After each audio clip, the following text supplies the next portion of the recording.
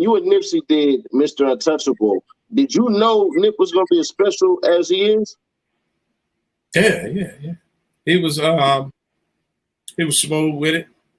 You know what I'm saying? One thing that I love about Nip off the flap, he had respect.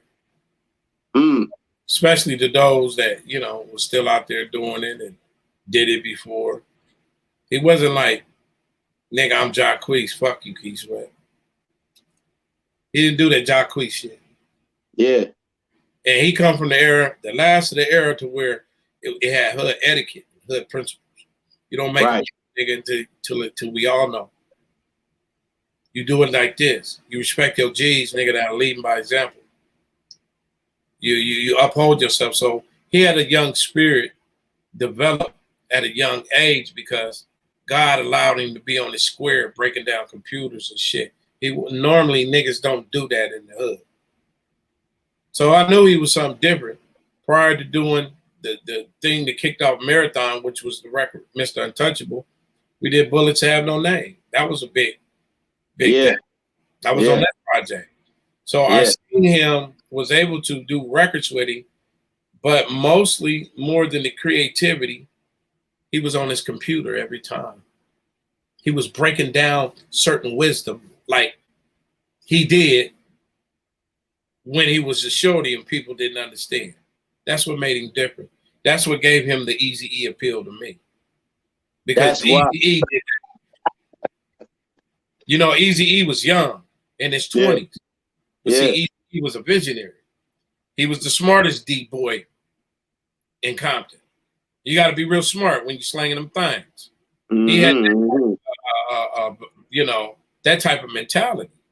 You know, so learning from Nipsey and seeing everything that transpired and at a time to it was so short coming, it just reminded me that no matter what, he stand along the lines of my dear little brother, my brother Tupac, because that was my fan. Tupac. Right. That was my nigga. We got records with him. He say on record, nigga, I fuck with Kokane. I was the last one, me and Spice One was with Pop.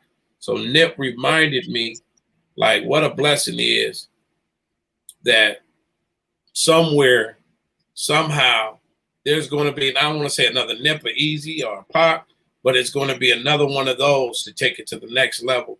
And hopefully they won't have a shortcoming, because every one of those people that I've been around and experienced and done songs with, they'll tell you right now, and hell nah, I don't want to die. I don't want to die. But they left more on this planet more than the 60-year-old who never done nothing than what they done with the years that got cut short from them. They left a prolific message. You know, sometimes you could differentiate what's what. Sometimes you can't.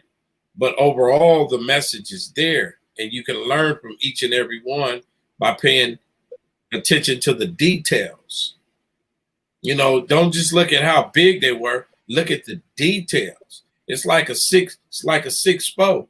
How you gonna have a 6-spoke, but you don't? Your wheels are dusty. You ain't got no eagles. You ain't got no checker flags around the car. You ain't got no whoop wops on the front. You ain't got no hydraulics. They was the details on the 6-spoke. You see what I'm saying? Nah, definitely, because it ain't just about the grand plan. It's about getting into the details of all of that and everything. Yeah, they left the cold blueprint. You know what I'm saying? That can't be unmatched to this day. You know what I mean? Yeah, and that's funny because you say with Nip with the computers and shit, and that's what I told cats about Nip. I'm like, bro, Nip was a walking computer. That's just funny that you say it like that and everything like that. So with that song.